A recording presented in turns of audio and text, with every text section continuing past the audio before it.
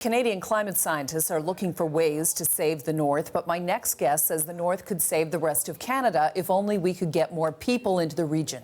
And he believes climate change could offer up an opportunity to do just that. Joining me now, Irvin Studin, editor-in-chief and publisher of Global Brief magazine and president of the Institute of 21st Century Questions. Irvin, good evening to you. Bonsoir, Carol. Why do you think it's so necessary to have immigration into the North now?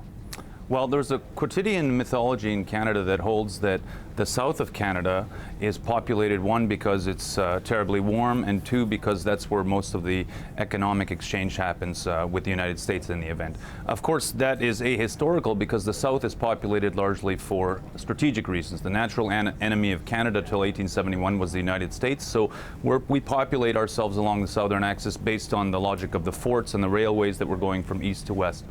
We have a problem this century, and that is that the north is melting with the rapidity you suggested. We have, if you divide the 37 million people of the entirety of Canada into tiers, the bottom third of Canada is 35 million, the center third is 2 million, and the top third that touches that melting Arctic space, which is continent-wide, is 115,000 people across the entire three territories. That's not enough to do anything. Okay, what is it that we need to do? Well, we're going to really need to imagine that immigration is not strictly or even predominantly a southern phenomenon this century. That is, we need to better understand, as your last guest was eloquently saying, our geography, and that much of the challenge will be northern. Immigration, therefore, is a southern and northern phenomenon this century, and increasingly northern. So that we might imagine that if a century ago Toronto was a small town and Vancouver was almost non-existent as a city, then there will be major cities in the north by the end of this century, if Canada is still around. If we want to be around, then we're going to need to move in that direction. Oh, if Canada is still around, how might we not be around? Well, countries tend to last about 60 years, after which they collapse through one of two reasons, or possibly combined. One is constitutional collapse, and two is war, even annexation. If we have nobody in the north, and we were suggesting that the borders will change, we have a close relationship with Russia this century by virtue of the melting Arctic space. The Russians know this well. We're not quite aware. We still imagine Russia to be to the east of Europe, to the east of Ukraine. No, Russia juxtaposes immediately to us. And on the northern flank, we've got China, which is closer to Yukon than Australia is to China. If we're not managing the north, then someone else will manage it for us. If not in our interest, then possibly against our interest. Russia possibly against our interest, or the Americans for us, as it were. Okay, and so you're talking about creating new cities. How many people do you think we need there? Well, it depends on what our objectives are. We've got a lot of objectives, and even if one were to critique, say, well, what about environmental objectives in the north? Wouldn't people militate against environmental goals? Well, it's the exact opposite. You need people up there to even advance Canadian climatic and environmental objectives. You need defense.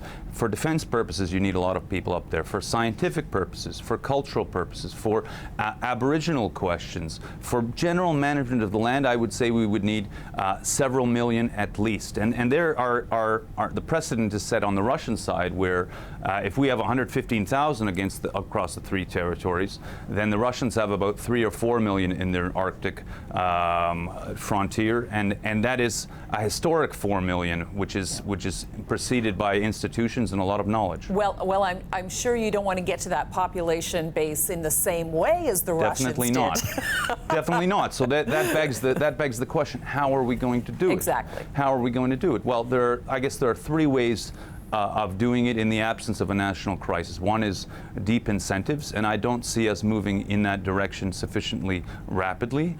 Deep incentives? Deep incentive, those would be market incentives and companies going up there, or even paying people sufficiently large amounts to go up there. That's a partial solution. The other one is compulsion, which is the Russian method. We don't want to do that.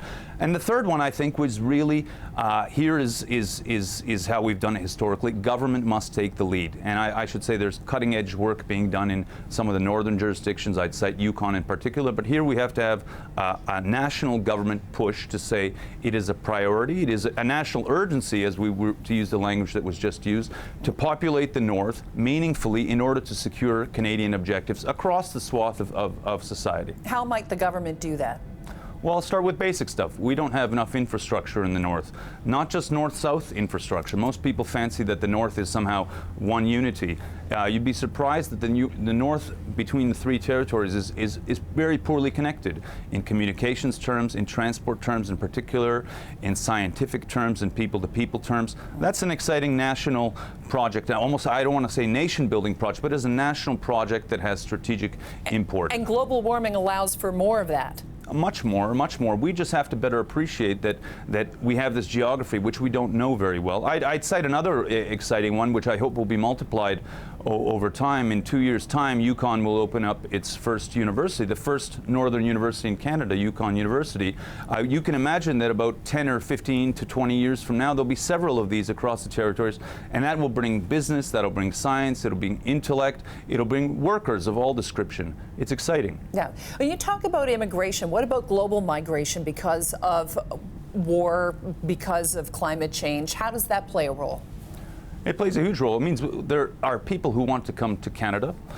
We definitely need to manage the choreography. I say this very deliberately, the choreography of the people we take in, both the quality, the distribution, and the amounts. Of course, and that's particularly acute in the north, where you have modern treaty agreements with First Nations and Inuit. We have majority-minority dynamics with a host of communities, but you'd be surprised that the north is populated by people who come from all streams of migration, from refugees to the higher-end economic scales. There are plenty of people who come to Canada. It begs one other possibility, which is that we might require some people who come to Canada to populate the north as a condition of coming here, and I think it's a fair exchange for a number of people who want to enjoy our quality of life. A fair exchange, what do you say to them? How do you incentivize them? The country needs you in the north, and is that fair for you? And it would be a condition of them coming here, and there are plenty of instruments that would allow us to do that if we have the right psychology. I know in the current Canadian context it sounds anathema. How can you require someone? But historically it's always been true in Canada, and most other countries imagine that that's par for the course. Yeah, the other thing we hear is we're looking for highly skilled individuals to come to the country. Do you think that needs to change? Who is needed in the north to populate it? I think we need people of all skill levels. We need blue-collar workers, and there are plenty of blue-collar workers, and I say this with the greatest respect, across the north, and they're willing to go. You'd be surprised that Yukon, for example, has a huge Southeast Asian community that is largely blue-collar in the current description, and is thriving.